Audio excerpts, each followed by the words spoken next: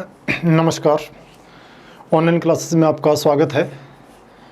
आज हमारा जो टॉपिक है वो इलेक्ट्रोस्टेट का टॉपिक रहेगा।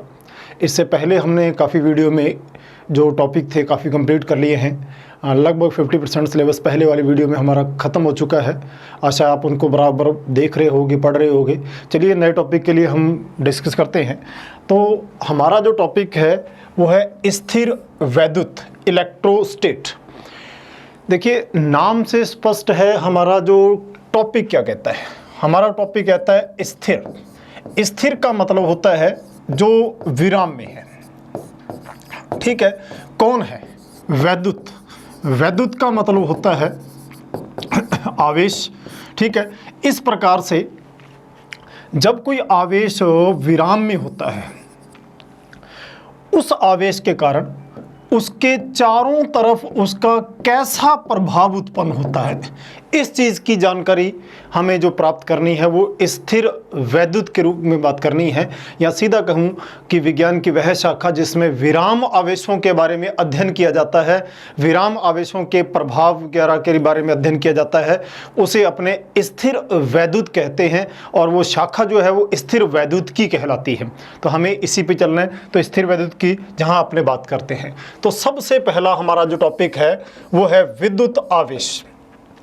ठीक है, देखिए विद्युत आवेश क्या है। सबसे पहले तो हमें यह पता होना चाहिए कि आवेश क्या है। यदि मैं उसकी एक जनरल बात करूं तो आवेश पदार्थ का वह गुण है। ध्यान दीजिए, आवेश क्या है? एक गुण है। किसी भी पदार्थ का वह गुण है, ठीक है, जो विद्युत व चुंबकीय प्रभाव उत्पन्न करता है, ठीक है, या इनका अनुभव करवाता है। देखिए, जब कोई आवेश स्थिर होता है तो उसके चारों तरफ वो आकर्षण या प्रतिकर्षण के गुण प्रदर्शित करता है।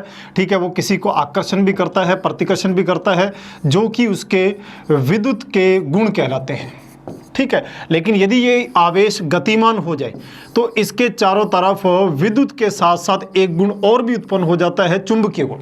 चुंबकीय गुण तभी आता है यदि वो आवेश गतिमान हो जाता है। यदि आवेश विराम में है तो उसका मैग्नेटिक कोई भी उसके अंदर प्रॉपर्टीज नहीं होती है, वो केवल और केवल इलेक्ट्रिक प्रॉपर्टी यानी कि विद्युत गुण ही प्रदर्शित करता है यदि विराम में है। तो फिलहाल हम इस चैप्टर में हम ये मान के चल रहे हैं कि आवेश कैसा है? विराम है, और विराम के रूप में ही सारी बात करने जा रहे हैं। तो मैं बात कर रहा था विद्युत आवेश की। देखिए, आवेश क्या है?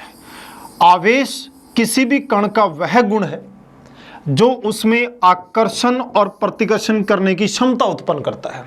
ठीक है, गुण है। ठीक है, जैसे इलेक्ट्रॉन है। इलेक्ट्रॉन बेसिकली तो एक कण है, लेकिन उस कण के पास एक गुण है, किसका? आकर्षण करने का। और क्या गुण है? प्रतिकर्षण करने का। दोनों गुण पाए जाते हैं। ये जो गुण होते हैं इसी को ही हम आवेश कहते हैं। ठीक है, इलेक्ट्रॉन के पास ही गुण पाए जाते हैं। यदि मैं प्रोटॉन की बारे में बात करूं, हालांकि प्रोटॉन जो है वो इलेक्ट्रॉन से काफ़ी ज़्यादा भारी कण होता है, लेकिन इसके पास भी आकर्षण और प्रतिकर्षण के गुण पाए जाते हैं। ठीक है, न्यूट्रॉन के पास ऐसे गुण नहीं पाए जाते हैं। तो ये जो गुण पाए जाते हैं इसे अपने आवेश के रूप में जानते हैं, विद्युत आवेश के रूप में जाते हैं। विद्युत का आवेश, विद्युत का आकर्षण प्रतिकर्षण करने की क्षमता। देखिए, फिर भी आपसे कहा जाए कि अगर मैं किसी भी आवेश की जानकारी प्राप्त करना चाहता हूं, आपके पास दो गुण हैं, आकर्षण का गुण और प्रतिकर्षण गुण। आप जानते हैं दोनों गुण उसमें पाए जाते हैं। फिर भी अगर आपसे कहा जाए कि दोनों गुणों में से किस गुण के आधार पर हम कोई आवेश की जांच कर सकते हैं कि वह कौन सा आवेश है, तो याद रखना आकर्षण की बजाय प्रतिकर्षण। ध्यान रखना, प्रतिकर्षण के गुण पर किसी भी आवेश के बारे में जानकारी प्राप्त की जाती है। हालांकि गुण दोनों ही पाए जाते हैं। कौन से इसमें गुण होते हैं? एक तो आकर्षण का गुण होता है और एक कौन सा होता है? इसमें प्रतिकर्षण का गुण होता है। लेकिन फिर भी हम सारा का सारा जो चार्ज होता है वो प्रतिकर्षण के गुण पे डिपेंडेंस माना जाता है। ठीक है, अब बात आती है आवेश के बारे में। तो इसका मात्रक एवं बात करते हैं, लेकिन हमें अभी बात आवेश की करी है। तो आवेश क्या है? एक गुण है। ठीक है, मैं ये भी कह सकता हूं कि आवेश एक गुण है, उसके साथ साथ ये भी कह सकता हूं कि कोई पदार्थ अपनी उदासीनता को प्राप्त करने के लिए आकर्षण व प्रतिकर्षण के गुण धारण कर लेता है। ठीक है, जिसे आवेश कहते हैं। कोई भी है, जैसे एक पदार्थ है, सपोज करो इसमें 10 प्रोटॉन है और 10 इलेक्ट्रॉन है, तो ये पदार्थ, ठीक है, ना आकर्षण करेगा ना प्रतिकर्षण करेगा।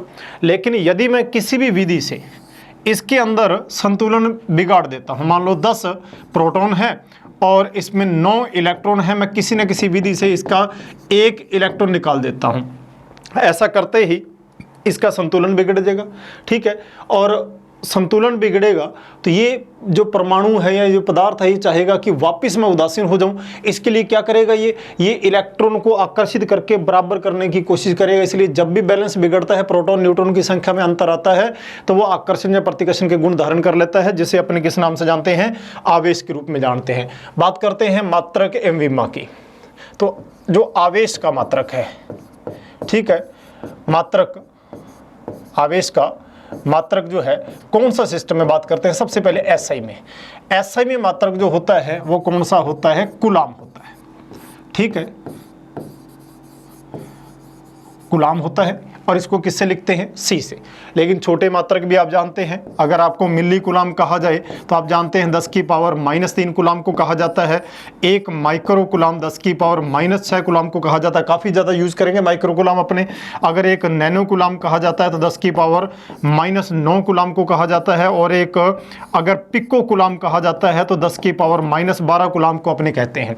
तो कौन सी पद्धति में ये मात्रक है अपने पास, आवेश का मात्रक, जो एसआई पद्धति में, ठीक है। एसआई पद्धति के बाद यदि अपने को पूछा जाए सीजीएस पद्धति में, तो सीजीएस पद्धति में इसको कहते हैं स्थैत जो है कूलाम, स्थैत कूलाम, या इसको स्टेट कूलाम भी कहते हैं, ठीक है। और शॉर्ट में ESU के रूप में लिखा जाता है। और एक कूलाम में 3 गुणा 10 की पावर 9 ESU होते हैं, यानी कि एक कूलाम में 3 गुणा 10 की पावर 9 स्टेट कूलाम होते हैं।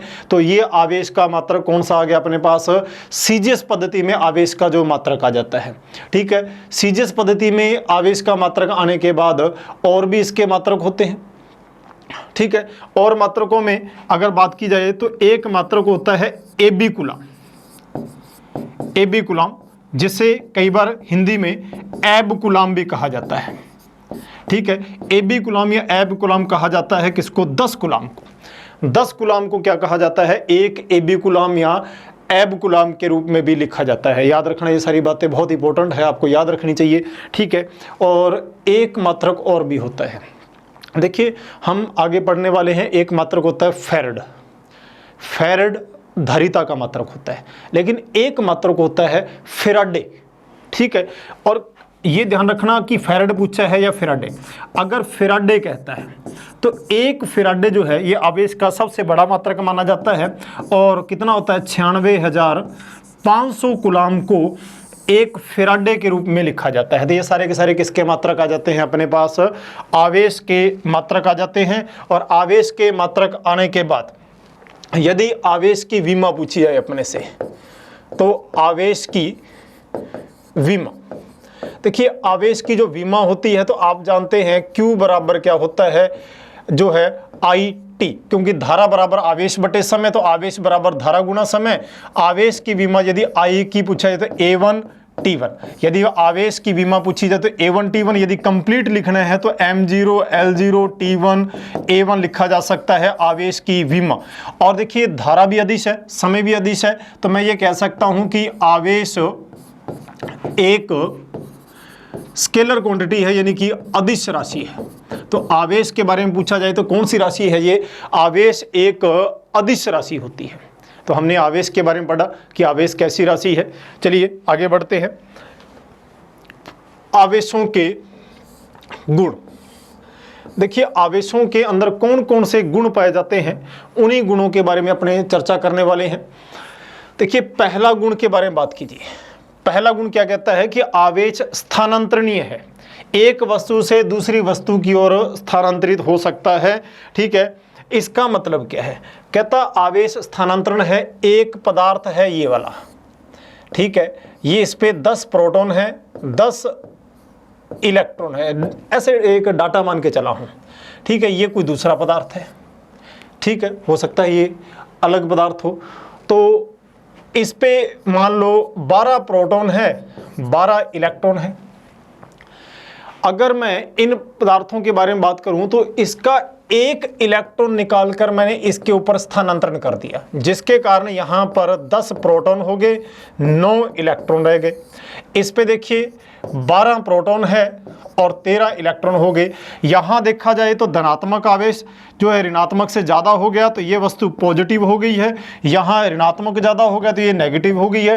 कुल मिला के बात ये है कि वस्तु एक आवेश को दूसरे, मतलब एक पदार्थ से आवेश को दूसरे पर स्थानांतरण किया जा सकता है, ठीक है। जैसे ये मार्कर है, ये उदासीन है, शर्ट उदासीन है, अगर मैं इसके साथ रब करता जाऊँ, इसको घिसता जाऊँ तो कुछ देर बाद ये क्या हो जाएगा, आवेशित हो जाएगा। और यदि इसको मैं बालों के पास लेके जाऊँ तो ये बालों को आकर्षित करने लग जाता है। रीज़न क्या है उसका, क्योंकि जब आपने इसके साथ इसको रब किया, मतलब घर्षण करवाया है, तो इसके इलेक्ट्रॉन या तो इस पे स्थानांतरण हो गए या इसके इलेक्ट्रॉन इस पे स्थानांतरण हो गए, उसके कारण क्या हुआ है कि ये आवेशित हो गया है। तो यही मैं कह रहा हूं कि इलेक्ट्रॉनों को एक पदार्थ से दूसरे पदार्थ पर क्या किया जाता है, स्थानांतरण किया जा सकता है, लेकिन आवेश को नष्ट नहीं किया जा सकता। आवेश एक संरक्षित राशि है।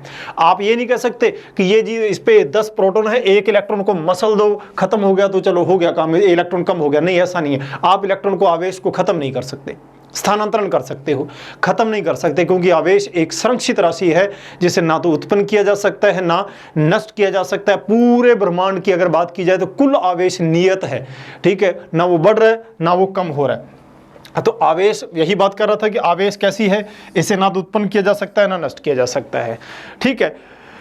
उसके बाद बहुत अच्छी बात है, ये देखिए, आवेश सदैव द्रव्यमान से बंधित रहता है, ठीक है, द्रव्यमान रहित नहीं हो सकता, यद्यपि द्रव्यमान आवेश रहित हो सकता है। क्या कह रहा है आपसे ये बात आपसे बोल रहा है यहाँ पर। देखिए, ये एक इलेक्ट्रॉन है, ठीक है, इसका द्रव्यमान आप जानते हैं 9.1 गुणा 10 की पावर माइनस 31 किलोग्राम होता है, और इस पर जो आवेश होता है वो 1.6 गुणा 10 की पावर माइनस 19 कूलाम होता है। सब जानते हैं इलेक्ट्रॉन का आवेश क्या होता है।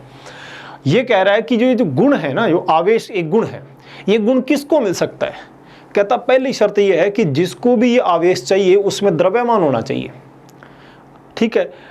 ऐसी वस्तुएं जिनमें द्रव्यमान नहीं है उनको आवेश नहीं मिल सकता। आवेश पहले ही बिड़ते ये बात कहता है आपसे। आवेश ये कहता है कि अगर आपको मैं चाहिए, यानी कि आवेश चाहिए, तो आपके पास द्रव्यमान होना चाहिए। यदि आपके पास द्रव्यमान नहीं है तो मैं आपके साथ नहीं आऊँगा, ठीक है। यानी कि आवेश जो है उसके लिए क्या चाहिए, द्रव्यमान होना चाहिए, ठीक है। जिसके पास द्रव्यमान की बात कर रहा हूं, विराम द्रव्यमान की बात कर रहा हूं मैं, जिसके पास द्रव्यमान नहीं है उसको आवेशित नहीं किया जा सकता। फॉर एग्जांपल यदि मैं बात करता हूं, ठीक है, जैसे फोटोन है, फोटोन का सब जानते हैं विराम द्रव्यमान कितना होता है, 0। अगर फोटोन का विराम द्रव्यमान 0 है तो उसके पास विराम अवस्था में फोटोन में द्रव्यमान ही नहीं है। अब उसके पास द्रव्यमान नहीं है तो क्या उसे आवेशित कर सकते हैं? अब बिल्कुल नहीं कर सकते। इसलिए जितने भी टाइप के फोटोन होते हैं, फोटोन जो प्रकाश के वेग से चलते हैं, जिनका वेग 3 गुना 10 की पावर 8 मीटर पर सेकंड होता है, या जिनका वेग 3 गुना 10 की पावर 8 मीटर पर सेकंड होता है, उनका सबका विराम द्रव्यमान 0 होता है। और जिनका सबका विराम द्रव्यमान 0 होता है वो सारे के सारे उदासीन होते हैं। एक्स किरणें, गामा किरणें, ठीक है, पूरा का पूरा प्रकाश, अल्ट्रावायलेट रेज ले लो, ठीक है, रेडियो वेव्स ले लो, जितनी भी तरंगें होती हैं जो प्रकाश के वेग से चलती हैं, सब की सब उदासीन होती हैं। कारण क्योंकि सबका सब विराम द्रव्यमान क्या है, 0 है। और जिनका विराम द्रव्यमान 0 होता है वो सारी की सारी क्या होती है, उदासीन। कुल मिला के बात ये कि जिनके पास द्रव्यमान होगा आवेश केवल उन्हीं को ही मिलेगा। हाँ, वो अलग बात है, कई ऐसी वस्तुएं हैं जिनमें द्रव्यमान है लेकिन आवेश नहीं है।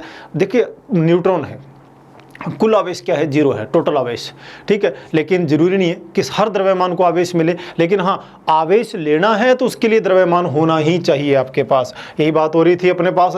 और तीसरा कहता है वेग पर जो है, आवेशित कण के वेग पर निर्भर नहीं करता है। कुल मिला के बात यह है कि एक मार्कर है, इसके ऊपर मान लो 2 कूलाम आवेश है। यदि मार्कर गति करने लग जाए तो इसका मतलब ये थोड़ी कि इसका आवेश नष्ट हो जाएगा या कम हो जाएगा। इसका वेग कितना है वो फर्क नहीं पड़ता, इसके ऊपर आवेश है तो वो आवेश रहेगा रहेगा, ठीक है, जब तक वो यहाँ से स्थानांतरण होकर किसी दूसरे पर ना चला जाए, जब तक इसके ऊपर आवेश है, जब तक कितने वेग कर लो, क्योंकि वेग करने से आवेश नष्ट तो हो नहीं सकता। आवेश यहाँ से जाएगा कब? जब इसको दूसरी जगह स्थानांतरण करोगे, आप ट्रांसफर करोगे, वरना वस्तु के वेग पर उसके आवेश का कोई फर्क नहीं पड़ता। वो गतिमान धीरे चल रही है, तेज चल रही है, इससे फर्क नहीं पड़ेगा। यानी कि आवेशित वस्तु का वेग से वो आवेश प्रभावित नहीं होगा, ये बात मैं कह रहा था। तो ये सारे के सारे आवेशों के गुण पढ़े थे मैंने, ठीक है। आवेशों के गुण पढ़ने के साथ साथ एक बात और पढ़नी है यहाँ पर, जो है आवेशित करने से वस्तु का द्रव्यमान परिवर्तित होता है, ठीक है। मान लो ये मार्कर है, इस मार्कर की बात करता हूं, इसको मैंने रगड़ रगड़ रगड़ इसको आवेशित कर लिया, लो, ठीक है, अब ये आवेशित हो गया। मैं ये जानना चाहता हूं कि क्या आवेशित होने के बाद इसके द्रव्यमान पे कोई फर्क पड़ेगा? डेफिनेट पड़ेगा, क्योंकि आवेशित कब होगा? जब इलेक्ट्रॉनों का स्थानांतरण होगा। या तो इलेक्ट्रॉन आएंगे या इलेक्ट्रॉन जाएंगे। इलेक्ट्रॉन आएंगे तो ये भारी हो चुका होगा, इलेक्ट्रॉन जाएंगे तो ये हल्का हो चुका होगा। यानी कि किसी भी वस्तु को आवेशित करने पर क्या होता है, उसके अंदर उसके ऊपर जो मान है वो उस प्रभावित हो गई होगा। तो चलिए बात करता हूँ मैं। ये एक वस्तु है, ठीक है, और ये वस्तु कैसी है? उदासीन है, और m द्रव्यमान है, ठीक है। इस वस्तु से दो भागों में बात करते हैं। ये लीजिए, पहला देखिए, इस उदासीन होने का मतलब प्रोटॉन की संख्या किसके बराबर होगी? इलेक्ट्रॉन के बराबर होगी, ठीक है। यहां पर मैंने दोबारा बात करता हूं, देखिए, इसमें से मैंने इलेक्ट्रॉन निकाल दिया, ठीक है, और इसमें इलेक्ट्रॉन मैंने, ठीक है, क्या किया, यहां पर जोड़ दिया। एक जगह से इलेक्ट्रॉन निकाल रहा हूं मैं, एक जगह से इलेक्ट्रॉन जोड़ रहा हूं। यदि आप ऐसा करते हो, जब इलेक्ट्रॉन निकल जाएगा तो इसमें इलेक्ट्रॉन की संख्या कम पड़ जाएगी, और अगर यहां आपने इसी वस्तु में इलेक्ट्रॉन जोड़ दिया है तो इलेक्ट्रॉन की संख्या क्या हो जाएगी? पहले की तुलना में बढ़ जाएगी। दोनों बात आ गई। अगर इलेक्ट्रॉन निकलेगा, जैसे मेरी जेब में ये मार्कर पड़ा हुआ है, चलो ठीक है, गिर गया था, ये मार्कर पड़ा हुआ है मेरी पॉकेट में, ठीक है। अगर आप इसे निकाल के ले जा रहे हो, ये ले गया आप, निकाल के ले गए, तो क्या हो गया? मेरी वजन में थोड़ी तो कमी आएगी ना, क्योंकि इलेक्ट्रॉन निकल गया। वही बात होगी। अगर ऐसा होता है, ठीक है, तो यहाँ इलेक्ट्रॉन गया है तो आवेश गया है कितना? इलेक्ट्रॉन 1.6 गुना 10 की पावर -19 कूलम। लेकिन साथ साथ एक चीज और भी गई है, द्रव्यमान 9.1 गुना 10 की पावर -31 किलोग्राम द्रव्यमान गया है, जिसके कारण ये वस्तु क्या हो जाएगी? जो है हल्की हो जाएगी। हल्की हो जाएगी कौन सी? ठीक है, ये लीजिए, धनावेश, पॉजिटिव चार्ज। और इसमें भाई इलेक्ट्रॉन जुड़ा है, यानी कि 9.1 गुना 10 की पावर -31 किलोग्राम इसमें जुड़ गया है, और जुड़ते ही ये वस्तु पहले की तुलना में भारी हो जाएगी। और कौन सा हो गया यहाँ पर? ऋणावेश। तो जब किसी वस्तु को धनावेश किया जाता है, पॉजिटिव चार्ज से चार्ज किया जाता है, तो वस्तु क्या हो जाती है? पहले से हल्की हो जाती है। और जब किसी वस्तु को ऋणावेश किया जाता है तो वस्तु पहले से भारी हो जाती है। धनावेश करने पर वस्तु पहले से हल्की हो जाती है। धनावेश किया, इलेक्ट्रॉन निकला, हल्की होगी, ठीक है। ऋणावेश किया, इलेक्ट्रॉन जोड़ दिया, वस्तु पहले से भारी होगी। यानी कि जब किसी वस्तु को आवेशित किया जाएगा तो वस्तु के द्रव्यमान पर निश्चित रूप से फर्क पड़ेगा। हो जाएगा यहाँ तक? तो हम बात कर रहे थे इसी के लिए। आगे बढ़ते हैं, बात करते हैं आवेश घनत्व की, ठीक है। बात करते हैं हम चार्ज डेंसिटी की, ठीक है। आवेश घनत्व या चार्ज डेंसिटी की बात करते हैं। आवेश घनत्व के बारे में बात करते हैं। तो देखिए, घनत्व का मतलब होता है किसी भी वस्तु के एकांक भाग पर आवेश की मात्रा को, एकांक भाग पर आवेश की मात्रा को आवेश घनत्व कहते हैं, एकांक भाग पर। अब जहाँ रही एकांक भाग, देखिए कई वस्तुएं तो ऐसी होती है जिनमें केवल छड़ ही होती है, लंबाई होती है। कई वस्तुएं ऐसी होती हैं जिनमें लंबाई और चौड़ाई होती है।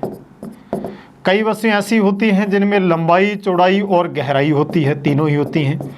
इसलिए ऐसी वस्तुओं की केवल लंबाई होती है, इन वस्तुओं का लंबाई चौड़ाई यानी कि क्षेत्रफल होता है, इन वस्तुओं के पास जो है आयतन होता है। तो इस प्रकार से एकांक भाग पर उपस्थित आवेश की मात्रा पर यूनिट एरिया जो लेना है अपने को, पूरी यूनिट जो उसका एकांक भाग पर आवेश की मात्रा को हम किस नाम से जानते हैं? आवेश घनत्व के नाम से जानते हैं। अब एकांक भाग तीन प्रकार का हो गया, या तो केवल लंबाई में ले लो, या लंबाई चौड़ाई मतलब क्षेत्रफल में ले लो, या एकांक भाग किसमें लोगे आप? आयतन में ले लोगे। तो इस हिसाब से घनत्व भी कितने टाइप से चले गए? तीन। वो वस्तु की आकृति पर निर्भर करेगा कि वो आकृति कैसी है। तो वही बात कर रहा हूं मैं कि जो आकृति है वो किस टाइप की आएगी। ठीक है, एकांक भाग पर आवेश की जो मात्रा है वही बात कर रहे हैं। तो चलिए ये लीजिए, तो सबसे पहला जो मैं है, हम पढ़ रहे थे आवेश घनत्व। ठीक है, हम पढ़ रहे थे आवेश घनत्व के बारे में। तो आवेश घनत्व के बारे में हमने पढ़ा कि आवेश घनत्व क्या होता है। चलिए हम पढ़ते हैं कि वस्तु के एकांक भाग पर उपस्थित आवेश की मात्रा, एकांक भाग पर उपस्थित आवेश की मात्रा आवेश घनत्व कहलाती है। ठीक है, यह तीन प्रकार का होता है। तो कितने प्रकार का हो जाएगा? यहां पर तीन प्रकार का होता है। चलिए हम बात करते हैं तीनों प्रकार के बारे में। सबसे पहले बात कर रहे हैं, पहला कौन सा आ जाएगा अपने पास? रेखीय आवेश घनत्व। रेखीय आवेश घनत्व को जो सिंबल दिया जाता है वो लैम्डा दिया जाता है। ठीक है, तो हम ये मानते हैं कि एक छड़ है और इसको आपने आवेशित कर रखा है। कितना? Q आवेश सारी पर है और सारी लंबाई कितनी है? L है। तो हम ये कह सकते हैं कि L लंबाई पर यदि Q आवेश है तो एकांक लंबाई पर आवेश कितना है? वही आ जाएगा। तो किसी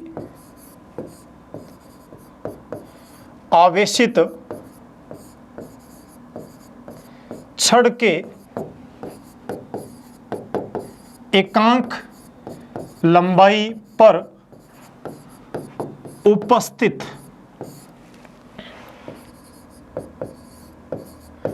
आवेश की मात्रा रेखीय आवेश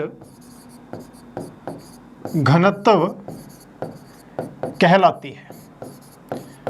एक एकांक हो गया, L लंबाई पर है तो इसे किससे लिखेंगे? अपने लैम्डा से। तो लैम्डा बराबर क्या आएगा? Q बटे में L।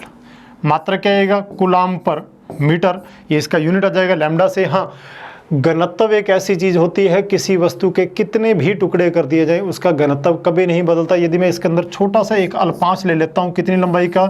dl, और इस पर आवेश कितना है? dq। ठीक है, तो ये भी लिखा जा सकता है कि अल्पांश के लिए, ठीक है, लैम्डा बराबर क्या लिखा जा सकता है? dq by dl। तो ये क्या आ गया अपने पास? रेखीय आवेश घनत्व किसी वस्तु के एकांक भाग पर मान। तो रेखीय आवेश घनत्व। ठीक है, उसके बाद दूसरा जो आता है अपने पास उसके बारे में बात करते हैं। तो दूसरा यहाँ रेखीय नहीं आएगा, दूसरे की बात करते हैं अपने पृष्ठीय। तो दूसरा क्षेत्रफलीय पृष्ठीय आवेश घनत्व के बारे में बात करते हैं कि एक सतह है, उसको आपने आवेशित कर दिया, पूरी की पूरी सतह पर आवेश दे दिए, और ये लंबाई चौड़ाई यानी कि इसका जो क्षेत्रफल है, इसका जो क्षेत्रफल कितना दे रखा है? A, और आवेश कितने दे रखे हैं इसके ऊपर? Q। तो आप जानते हैं ए क्षेत्रफल पर q आवेश है तो एकांक क्षेत्रफल पर आवेश की मात्रा क्या होगी? तो मैं ये कह सकता हूं कि एकांक क्षेत्रफल पर आवेश की मात्रा क्या कहलाएगा? पृष्ठीय आवेश घनत्व कहलाता है। ठीक है, वैसे पृष्ठीय आवेश वितरण भी है, उसी की बात कर रहा हूँ, उसी से घनत्व निकल के है। ठीक है, और इसको सिंबल क्या दिया जाता है? इसको अपने सिग्मा, तो सिग्मा बराबर क्या आएगा? Q बटे में A। ये इसका मात्रक आ जाएगा क्या? कूलाम बटे में मीटर स्क्वायर।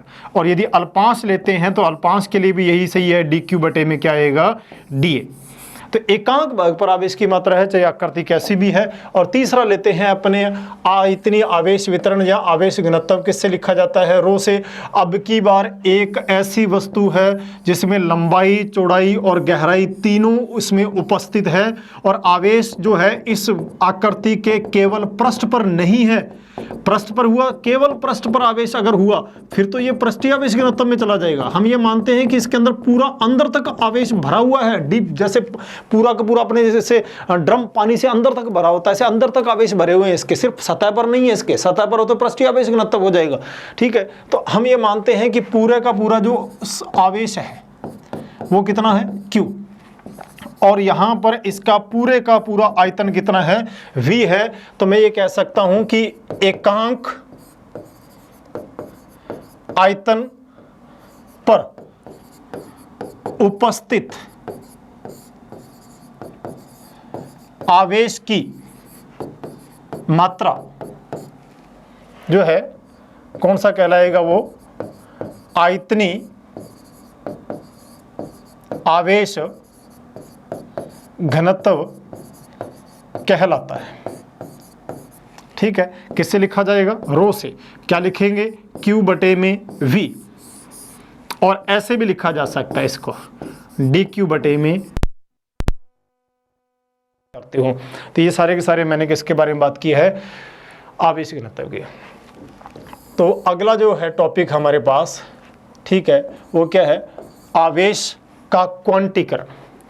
देखिए, क्वांटीकरण का मतलब क्या होता है?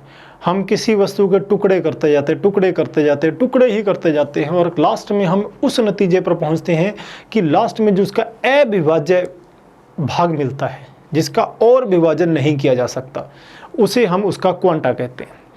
हालांकि अभी तक द्रव्यमान का क्वांटा स्पष्ट नहीं हुआ है कि द्रव्यमान का क्वांटा क्या है, लेकिन आवेश का न्यूनतम मान फिक्स होता है। किसी वस्तु को चाहे कितने भी टुकड़े कर लिए जाएं, लास्ट में सबसे छोटा जो टुकड़ा बचेगा, जिसके और विभाजन नहीं हो सकता, वो जो सबसे छोटा भाग है वो कौन सा कहलाता है? वो कहलाता है क्वांटा। मिलिकन ने अपने तेल बूंद प्रयोग, ऑयल ड्रॉप मॉडल से ये साबित किया था कि जो आवेश का सबसे छोटा भाग होता है वो 1 इलेक्ट्रॉन का आवेश होता है, और सबसे छोटा भाग को ही हम क्वांटा कहते हैं। इसलिए 1 इलेक्ट्रॉन के आवेश को ही हम किस नाम से जानते हैं? क्वांटा कहते हैं। तो क्वांटा क्या चीज़ हुई हमारे पास?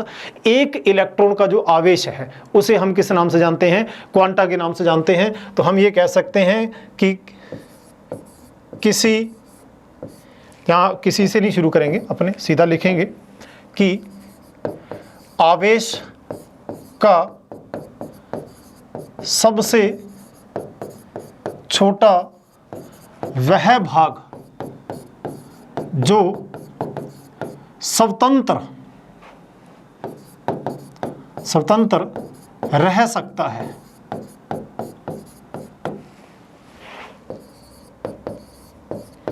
आवेश का क्वांटा कहलाता है।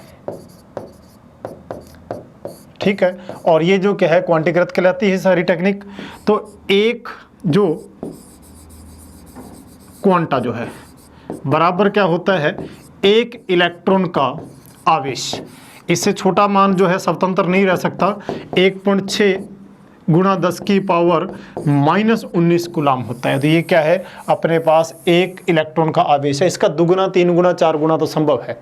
ठीक है, अगर मैं ये कहता हूं कि किसी वस्तु पर कुल आवेश 5 इलेक्ट्रॉन का है, ठीक है।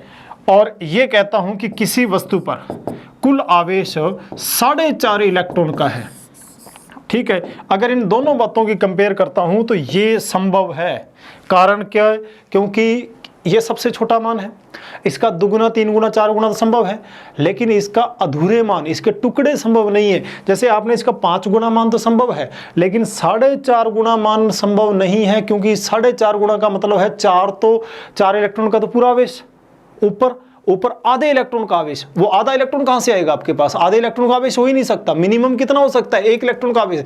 या तो 4 इलेक्ट्रॉन का आवेश आएगा या 5 इलेक्ट्रॉन का आवेश आएगा, 4.5 इलेक्ट्रॉन का आवेश नहीं हो सकता। इसलिए ये जो मान है वो कैसा है? गलत है। ये मान सही है। तो हम ये कह सकते हैं कि इसके पूर्ण संख्या में मान होंगे, ठीक है। ये नहीं कह सकते कि किसी वस्तु पर 17.5 इलेक्ट्रॉन का आवेश है, पॉसिबल ही नहीं है। 17 होगा या 18 होगा, ठीक है। टुकड़ों में आवेश नहीं हो सकता, स्वतंत्र रूप से कम 1 इलेक्ट्रॉन का आवेश रह सकता है, ठीक है। तो ये अपने पास मान आ जाता है। अगर मैं यही बात करता हूं, ठीक है, तो यहां से देखिए कि किसी वस्तु का कुल आवेश, यदि मैं किसी वस्तु का कुल आवेश बात करता हूं तो Q बराबर फॉर्मूला क्या आएगा? Ne। आप 1 इलेक्ट्रॉन के प्लस माइनस, इलेक्ट्रॉन ज्यादा होते जाएंगे तो माइनस में आवेश आएगा, इलेक्ट्रॉन की कमी होती जाएगी तो यहाँ n जो है, n का मान क्या हो सकता है? 1 2 3 4, ये सारे के सारे कौन से होंगे? नेचुरल नंबर होंगे, ठीक है। नेचुरल नंबर होंगे ये सारे के सारे, ठीक है, जिसे अपने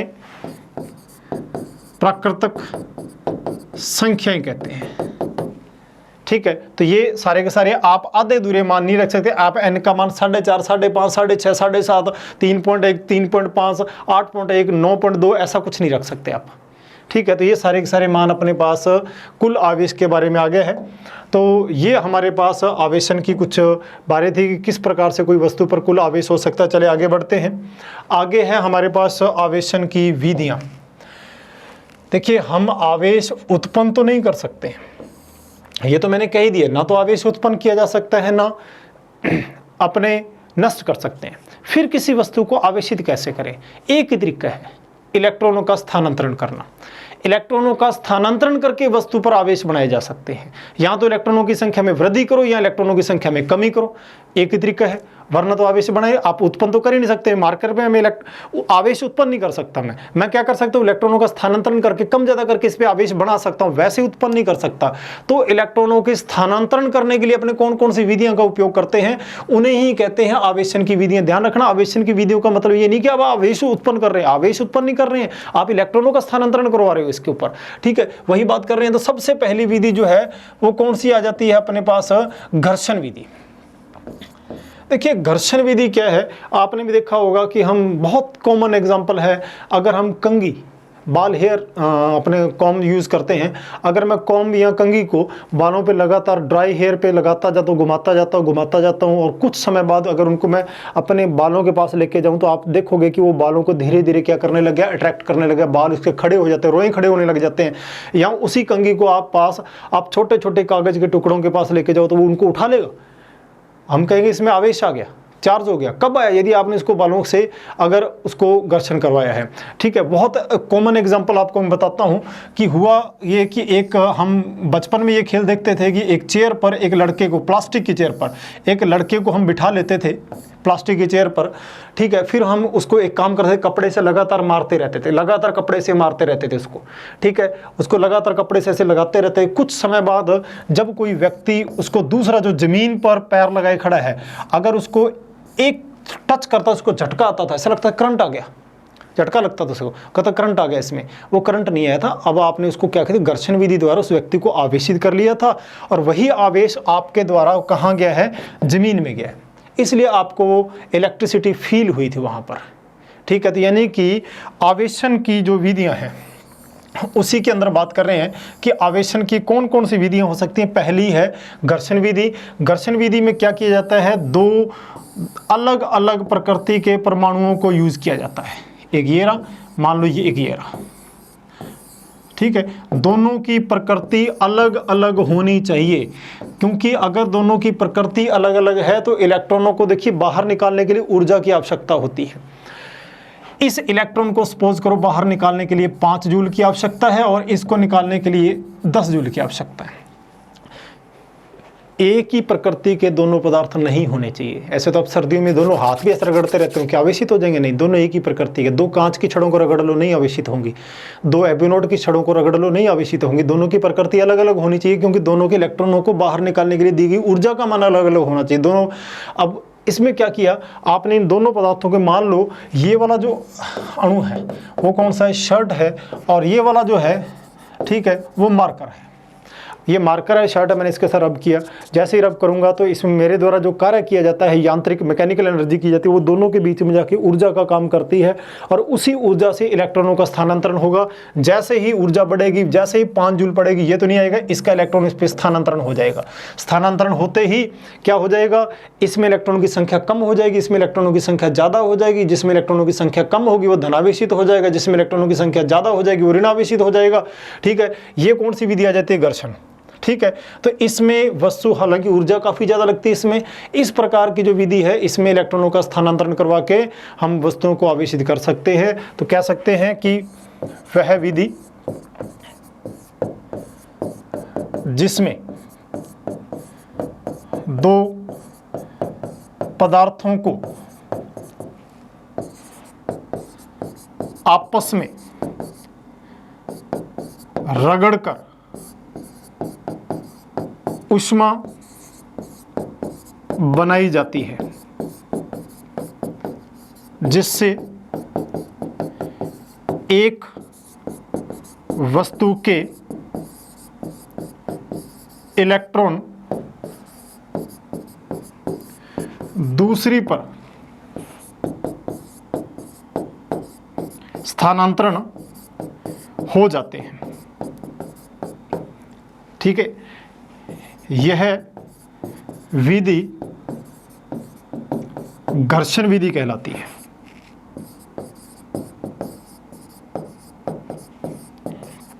तो ये हमारी पहली विधि आ गई, घर्षण विधि। दूसरी होती है विद्युत प्रेरण द्वारा। इसमें क्या होता है कि एक उदासीन वस्तु है, ये उदासीन वस्तु के पास एक आवेशित वस्तु लाई जाती है। मान लो ये मैंने इसके पास आवेशित वस्तु लगा दी। आवेशित वस्तु लगाते ही ये क्या हो जाएगा, ध्रुवित हो जाएगा। ध्रुवित होने का मतलब ये है तो उदासीन, आधे इसमें क्या हो जाएगा, कुछ भाग पर ये क्या होगी, जो है ध्रुवित। ठीक है, अब आपने एक काम करना है कि इसके बाद ये ध्रुवित वस्तु जो आपने रखी हुई है इसको आपने पृथ्वी से जोड़ देना है, ग्राउंड कर देना है। ऐसा करते ही यहाँ पर जो धनावेशित हैं वो पृथ्वी द्वारा उदासीन कर दिए जाएंगे, तो यहाँ केवल कौन से रह जाएंगे, ऋणावेशित। अब आप एक काम करो, इसका कनेक्शन हटा लो पृथ्वी से, ये लीजिए, और आपने वापस इसका कनेक्शन हटा दिया, ये लीजिए, तो संबंध तोड़ दिया आपने इसका। ऐसा करने से इस वस्तु पर जो है वो कौन से रह जाएंगे, ऋणावेश, और ये वस्तु जो है आवेशित हो गई है। ठीक है, आपने प्रेरण द्वारा किसी वस्तु के पास पहले आवेशित लेकिन वो ध्रुवित हो जाएगी, आपने इसको पृथ्वी से जोड़ना है, उस पर एक ही प्रकार के आवेश रह जाएंगे, क्योंकि पृथ्वी द्वारा जोड़ने पर कुछ आवेशों का स्थानांतरण पृथ्वी की ओर हो जाएगा, और बाद में पृथ्वी से कनेक्शन काट दो।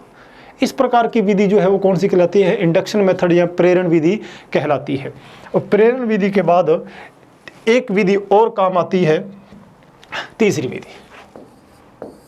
कौन सी विधि काम आ जाती है, चालन विधि। अच्छा, चालन विधि में कौन सी मेथड आता है, चालन विधि में बहुत इजी है। इसमें क्या किया जाता है, एक आवेशित वस्तु ली जाती है, ये देखिए, और एक क्या ली जाती है, उदासीन वस्तु ली जाती है। आवेशित और उदासीन वस्तु लेके, और दोनों को क्या करना है, अपने जो है जोड़ दो। ये लीजिए, जब दोनों को मैं जोड़ दूंगा तो कुछ आवेश क्या हो जाएंगे, इस पे भी स्थानांतरण हो जाएंगे, क्योंकि आवेश जो है वो उच्च विभव से निम्न विभव की ओर स्थानांतरित होते हैं। इसलिए कुछ आवेश उस पर चले जाएंगे और तब तक जाते रहेंगे जब तक दोनों का विभव समान नहीं हो जाता है। इस प्रकार से जो दूसरी वस्तु उदासीन थी वो भी क्या हो गई है, आवेशित हो गई है। तो इस प्रकार से आवेशन की जो है वो हमने 3 विधियां पढ़ी। पहली घर्षण विधि पढ़ी है, दूसरी प्रेरण विधि पढ़ी है और तीसरी हमने चालन विधि पढ़ी है। तीनों ही आवेशन की विधियां हैं। आगे बढ़ते हैं परावैद्युतांक। देखिए इसको कई किताबें एप्सिलॉन आर से भी लिखती हैं और कई किताबें इसको बड़े वाले के से भी लिख देती हैं। इसकी भी हमें ज़रूरत है। देखिए परावैद्युतांक क्या होता है। देखिए हमने ग्रेविटी पढ़ा था। ग्रेविटी में हमने ये कहा था कि दो द्रव्यमानों के बीच लगने वाला जो बल है वो माध्यम की प्रकृति या माध्यम पर निर्भर नहीं करता है। ये हमने ग्रेविटी में पढ़ा था। लेकिन अब हम ये पढ़ रहे हैं इलेक्ट्रोस्टैट। दो आवेशों के बीच जब भी बल लगेगा वो माध्यम पर निर्भर करेगा। ठीक है, यहाँ आपके पास दो आवेश हैं। ठीक है, अगर इन दोनों आवेशों के बीच में आप कोई माध्यम भर दोगे, मान लो अभी इनके बीच में क्या है, निर्वात है। ठीक है, और इनमें लगने वाला जो बल है वो कितना लग रहा है, F है। यदि इनमें बीच में आप निर्वात की जगह कोई दूसरा माध्यम भर देते हो, मान लो आपने पानी भर दिया, हो सकता है आपने इनके बीच में कोई दूसरा माध्यम भर दिया। ठीक है, यदि आपने इसमें माध्यम भर दिया तो माध्यम भरने से जो बल है F, माध्यम भरने से बल जो है वो क्या हो जाते हैं, पहले की तुलना में कम हो जाते हैं। यानी कि माध्यम इनके बीच लगने वाले बलों पर प्रभाव देता है और उस माध्यम से लगने वाले बल कम हो जाते हैं। बलों में कितनी कमी आती है वो कौन बताएगा आपको, परावैद्युतांक। यानी कि माध्यम के कारण उत्पन्न होने वाली रुकावट ही परावैद्युतांक होती है। ठीक है, यानी कि अगर यहाँ का परावैद्युतांक मान लो एप्सिलॉन आर है तो F जो माध्यम में लगने वाला बल है वो जो पहले निर्वात में बल लग रहा था, ठीक है, उससे कितने गुना कम हो जाता है, एप्सिलॉन आर गुना कम हो जाता है। ये परावैद्युतांक है। अगर अपने डायरेक्ट लिखना चाहूँ तो ये भी लिखा जा सकता है परावैद्युतांक एप्सिलॉन। ठीक है, ये कहा जाता है माध्यम की विद्युतशीलता बटे में एप्सिलॉन नोड निर्वात की विद्युतशीलता। ठीक है, या मैं ये भी लिख सकता हूं अपने पास एप्सिलॉन आर माध्यम की विद्युतशीलता बटे निर्वात की। यहां ये वाला फॉर्मूला भी यूज कर सकता हूं। मान लो जैसे मैं अभी बात कर रहा हूं, दो आवेश है। ठीक है, उनके बीच में लगने वाला बल 80 न्यूटन है। आपने उन दोनों आवेशों को उठा के पानी में डाल दिया तो कहता बल कितना लग जाएगा। देखिए पानी का परावैद्युतांक 80 होता है। इसका मतलब ये है कि ये निर्वात की तुलना में 80 गुना ज़्यादा रुकावट डालता है। निर्वात की तुलना में यदि ये 80 गुना ज़्यादा रुकावट डालता है तो यहाँ लगने वाला बल 80 गुना कम हो जाएगा। 80 गुना कम हो जाएगा तो यहाँ जो माध्यम में लगने वाला बल है वो कितने गुना कम हो जाएगा, एप्सिलॉन आर गुना कम हो जाएगा। तो यहाँ पर जो माध्यम में लगने वाला बल है 80 बटे में कितना आ गया, 80। तो माध्यम में लगने वाला बल कितना रह गया, 1 न्यूटन। यदि दो आवेशों के बीच में 80 न्यूटन बल लग रहा है और उनको पानी में डुबो दिया तो 1 न्यूटन रह गया, क्योंकि बल 80 गुना कम हो गया, क्योंकि परावैद्युतांक कितना दे रखा था, 80 दे रखा था। वही यहाँ पर बातें आ रही हैं कि सारे के सारे मान क्या हैं। देखिए माध्यम के बारे में ये के, कई किताबें इसको मैंने कहा ना कि एप्सिलॉन आर से भी लिखती है। निर्वात का परावैद्युतांक कितना है, 1। ठीक है, वायु का 1.0003 होता है। इसका मतलब वायु का परावैद्युतांक भी 1 ही मान लिया जाता है। पैराफिन मोम का कितना है, जरा देखिए 2.1। इसका मतलब यह है कि अगर किसी दो आवेशों के बीच निर्वात में लगने वाला बल है, अगर उनके बीच में मोम भर दी जाए तो बल 2.1 गुना कम हो जाएगा। जैसे मैं आपसे कहूं कि मान लो दो आवेशों के बीच 21 न्यूटन बल लग रहा है और उनको मैंने मोम में डुबो दिया, बल कितना लग जाएगा, 21 बटे 2.1, 10 न्यूटन रह जाएगा। क्लियर है। तो वहां माध्यम जो है बल कितने गुना कम हो जाता है, ये जो कौन बताता है अपने को, परावैद्युतांक बताता है। रबड़ 3 है। क्या मतलब है, अगर दो आवेशों के बीच में लगने वाला कोई भी बल है, रबड़ बढ़ते ही 3 गुना कम हो जाएगा। सीधा सीधा मान। आपसे कह दिया जाए दो आवेशों के बीच में 90 न्यूटन बल लग रहा है, रबड़ भर दिया, सीधा कह देना कि 30 न्यूटन बल रह गया, क्यों, बटे में 3 आ जाएगा। ठीक है, यहाँ देखिए सारे के सारे मान वैसे के वैसे हैं। और याद रखना ये बहुत इंपॉर्टेंट चीज़ है, ये क्या कह रहा है कि यदि दो आवेशों के बीच में धातु रख दी जाए तो उनमें लगने वाला बल का मान 0 हो जाता है। एक आवेश ये पड़ा हुआ है, एक आवेश ये पड़ा हुआ है, और यदि मैं इन दोनों के बीच में एक धातु की दीवार खड़ी कर देता हूं तो दोनों आवेशों के बीच लगने वाला बल का मान 0 हो जाता है, क्योंकि पराविद्युतांक इनका अनंत है। ये अनंत रुकावट लगा देगा, यानी कि इनके बीच लगने वाले बल का मान 0 कर देगा। तो ये पराविद्युतांक के बारे में आ गया। ठीक है, अगला टॉपिक चलते हैं विद्युतदर्शी। देखिए विद्युतदर्शी एक उपकरण है, क्या काम आता है, ज़्यादा अपने एयरफोर्स नेवी में इसके बारे में डिटेल से क्वेश्चन नहीं आते हैं, हल्के फुल्के क्वेश्चन है, बस नॉलेज के लिए पता होना चाहिए क्या है। विद्युतदर्शी क्या होता है, एक ऐसा उपकरण है जो किसी भी वस्तु पर आवेश की मात्रा को बताता है। होता क्या है इसमें, इस प्रकार से एक बॉटल होती है कांच की, ये लीजिए, और इसके अंदर एक धातु की छड़ लगाई जाती है और अंदर से ये वैक्यूम होता है, बिल्कुल निर्वात होती है, बिल्कुल निर्वात होती है, और ऊपर एक धातु का गोला लगाया जाता है। ठीक है, मेटल नॉब कहते हैं, मेटल नॉब यानी कि धातु का गोला लगाया जाता है।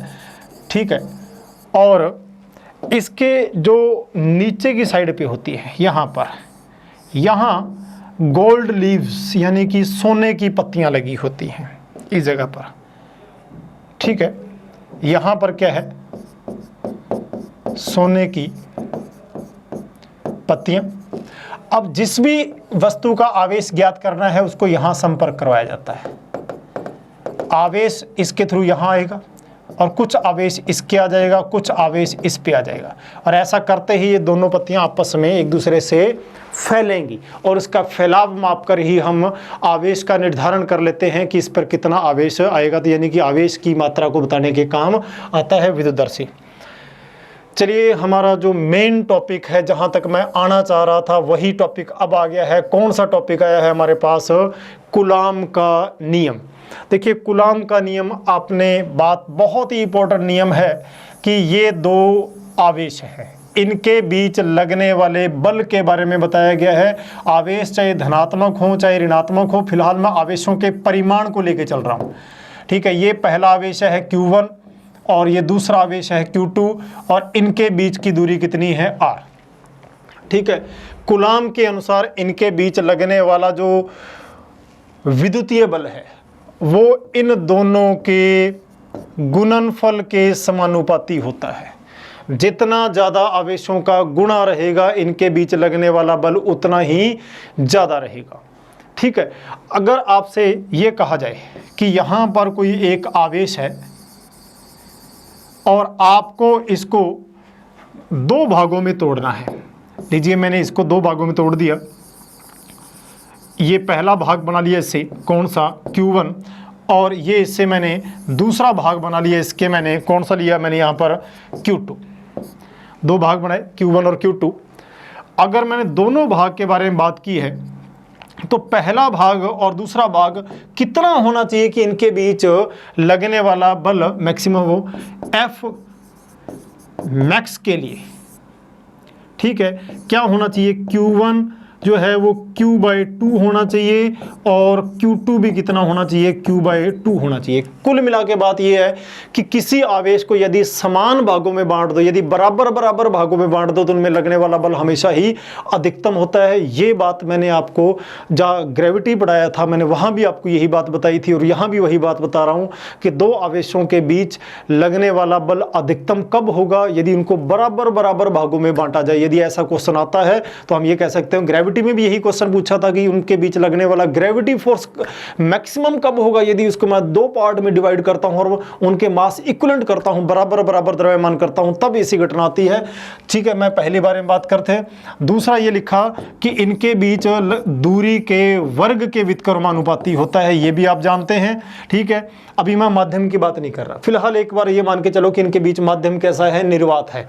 तो इनके बीच लगने वाला बल जो है वो F समानुपाती कितना आएगा, Q1 Q2 बटे में आर स्क्वायर, या F बराबर कितना आएगा K, ठीक है, K तो बाद में लिख लेंगे, एक बार अपने पहले पूरा लिख लेते हैं, एक कांस्टेंट ले लेते हैं 1/4 pi epsilon not Q1 Q2 बटे में आर स्क्वायर, ठीक है। ये हमारे पास मान आ गया है।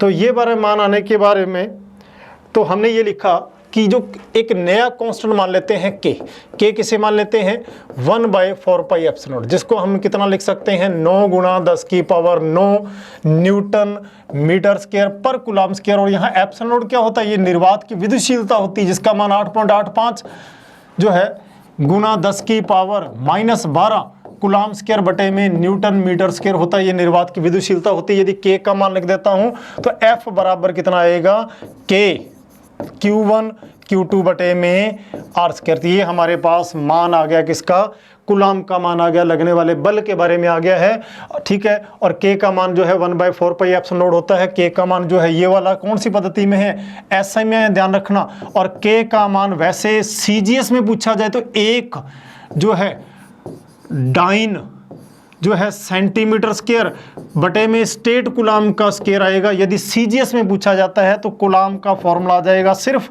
Q1 Q2 बटे में आर स्क्वायर, और ये उत्तर किस में आएगा, ये डाइन में आएगा। अगर CGS में पूछा जाता है तो CGS में K का मान 1 होता है, जबकि SI पद्धति में यदि K का मान पूछा जाए तो K का मान कितना होता है 9 गुणा 10 की पावर 9। तो ये हमारे पास किसका मान आ गया है, कूलम्ब का नियम आ गया है, उनमें लगने वाले बल का मान आ गया। बहुत ईजी सा फॉर्मूला है, ठीक है। उसके बाद आता है कूलम्ब के नियम का सदिश रूप। देखिए कूलम्ब का नियम का सदिश रूप अपने F बराबर फॉर्मूला क्या लिखते हैं, K Q1 Q2 बटे में आर स्क्वायर। वेक्टर लिखेंगे मॉडुलस, ठीक है। इसके साथ एक काम करते हैं, आर कैप का मल्टीप्लाई कर देते हैं। आर कैप जानते हैं वेक्टर आर बटे में मॉडुलस आर होता है, और यदि अपने वेक्टर आर बटे मॉडुलस आर के बारे में बात करते हैं तो F बराबर फॉर्मूला बनेगा K Q1 Q2 बटे में आर क्यूब का वेक्टर का मॉडुलस इंटू वेक्टर आर। और एक बात और याद रखना, यदि दो आवेश हैं चाहे उनका परिमाण समान नहीं है, Q1 और ये दूसरा आवेश जो है वो Q2, ठीक है, और इनका आपस में परिमाण जो है समान नहीं है, ये मान के चलना, तो पहला दूसरे पर बल लगाएगा, दूसरा पहले पर बल लगाएगा, F12, और ये F कौन सा आएगा 21। पहले ने दूसरे पे बल लगाया, दूसरे ने पहले पर बल लगाया, दोनों का परिमाण समान है या नहीं है। लेकिन दो वस्तुओं के बीच लगने वाले बल हमेशा परिमाण में बराबर और प्रकृति जो विपरीत दिशा में रहते हैं, इसलिए इनके बीच लगने वाले बल सदैव बराबर रहेंगे, और इनमें बलों का जो अनुपात है वो 1:1 आएगा, ठीक है। यदि आपसे कहा जाएगा कि 3 कूलम्ब और 5 कूलम्ब के दो आवेश, 3 और 5 का जो आवेश है वो एक दूसरे के पास रखे, दोनों का एक दूसरे पर लगाए गए बलों का अनुपात बताइए। हालांकि आवेश अलग अलग है, लेकिन इनके ऊपर लगने वाले बलों का अनुपात 1:1 ही रहेगा। तो ये हमने सदिश पढ़ा। हाँ जी, माध्यम का प्रभाव, मैं वही बात कह रहा था आपसे। यदि दो आवेशों के बीच कोई माध्यम बना हो, ये देखिए पहला आवेश Q1, ये दूसरा आवेश Q2, और हमने क्या किया जो है इनके बीच में एक कोई माध्यम भर दिया, ये लो, ठीक है। और माध्यम कितना भरा हुआ है एप्सिलॉन आर, और इनके बीच की दूरी कितनी है R है। तो जाहिर सी बात है बल तो पहले की तुलना में क्या हो चुका होगा, कम। तो यहाँ पर लगने वाला जो बल है, अगर हम पूरा भरते हैं तो माध्यम के कारण लगने वाला बल F जो वायु या निर्वात में बल लग रहा था उससे कितने गुना कम हो चुका होगा, एप्सिलॉन आर गुना जो है मान कम हो गया होगा। अगर पूरा भरते हो, आंशिक नहीं, कंप्लीट भरना है, कंप्लीट भरते हो उस कंडीशन पर। हाँ, अगर आप पूरा नहीं भरते, ये मान लो Q1 है, ये दूसरा आ गया Q2, और इनके बीच में कुछ दूरी तक आपने माध्यम भरा, कंप्लीट नहीं भरा, कितनी दूरी तक, मान लो T दूरी तक, और सारी दूरी कितनी है आपको पता ही है, कौन सी है, R है, ठीक है। और ये कितना भरा हुआ है, इनका जो माध्यम परावर्तांक है वो कितना लिया हुआ है आपने, एप्सिलॉन आर लिया हुआ है। तो ऐसी कंडीशन पर इनके बीच लगने वाला बल जो है F, अगर ये पूरा नहीं भरा हुआ तो K Q1 Q2 बटे में जो है R माइनस T, ठीक है, प्लस वो जो बाकी बच गया T under root epsilon R का होल स्क्वायर, ये इसका कंप्लीट फॉर्मूला होता है। इस फॉर्मूले को आप अच्छी तरीके से याद रखना, ठीक है। इससे ज़्यादा डीप पे आते नहीं है, वरना क्वेश्चन में इसे और भी डीप ले जाता है। आगे बढ़ते हैं, बलों का अध्यारोपण, सुपरपोजिशंस जो है इसका, उसके बारे में बात करते हैं।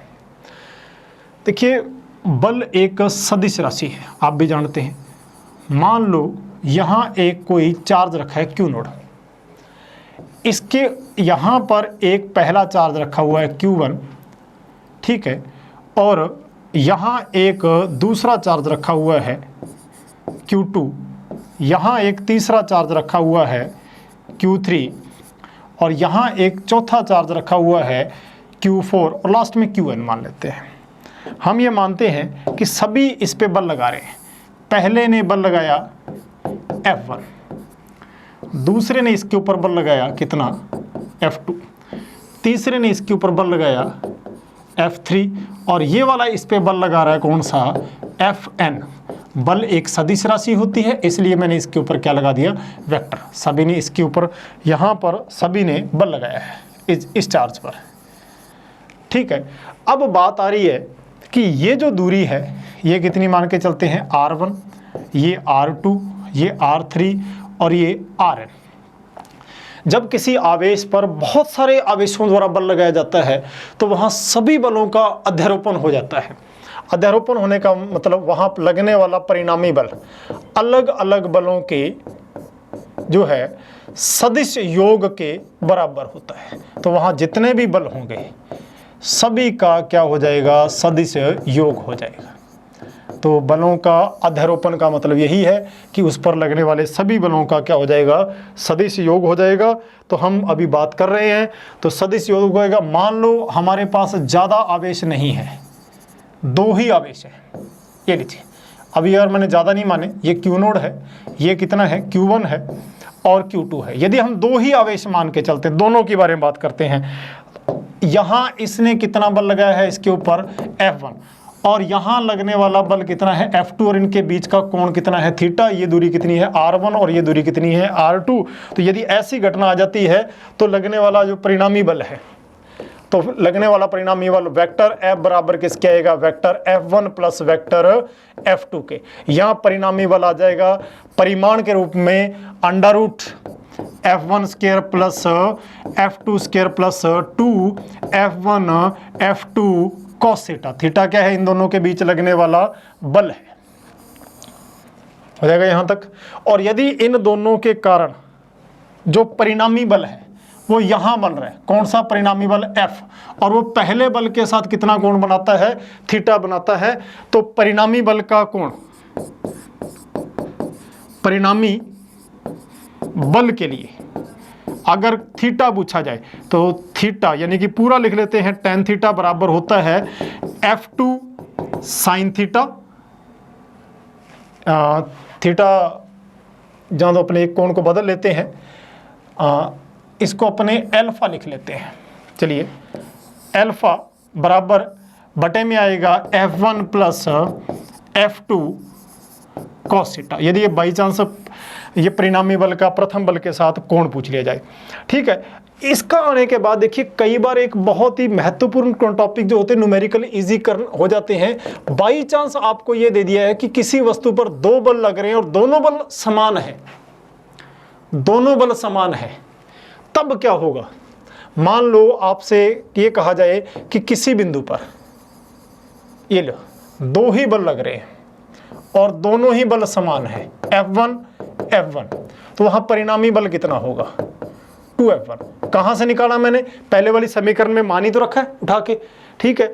अगर किसी जगह पर दो ही बल लग रहे हैं, ये लीजिए F1 और F1, और इनके बीच कोण कितना दे रखा है, 45 डिग्री।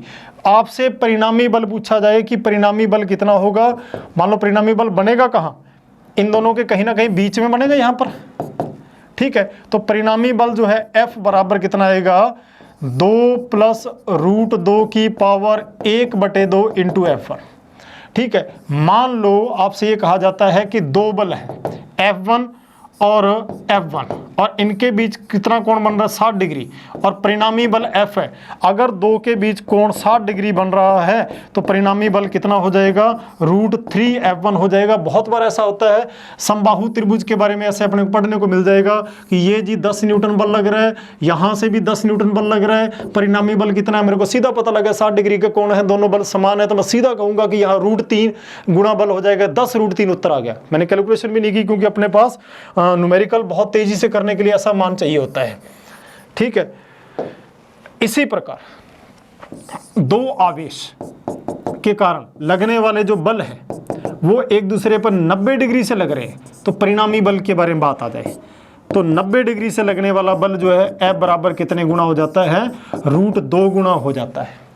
ठीक है। और चलते हैं, बाई चांस आपको किसी जगह पर बात आ जाए कि किसी जगह पर लगने वाले दो बल हैं F1 और F1 दोनों समान है और इनके बीच का कोण 120 डिग्री है, तो परिणामी बल के बारे में पूछ लिया जाए तो परिणामी बल पहले बल के बराबर होता है। ये सारे फॉर्मूले में उसी फॉर्मूले में मान रख के ऑलरेडी उत्तर निकाल के सीधे माइंड में होना चाहिए कि 60 डिग्री का कोण बन रहा है, √3 गुना बल हो जाएगा, दो बल समान है, 90 डिग्री कोण बन रहा है, √2 गुना हो जाएगा, दो बल समान है, 120 डिग्री कोण बन रहा है, सीधा बल F के बराबर आ जाएगा।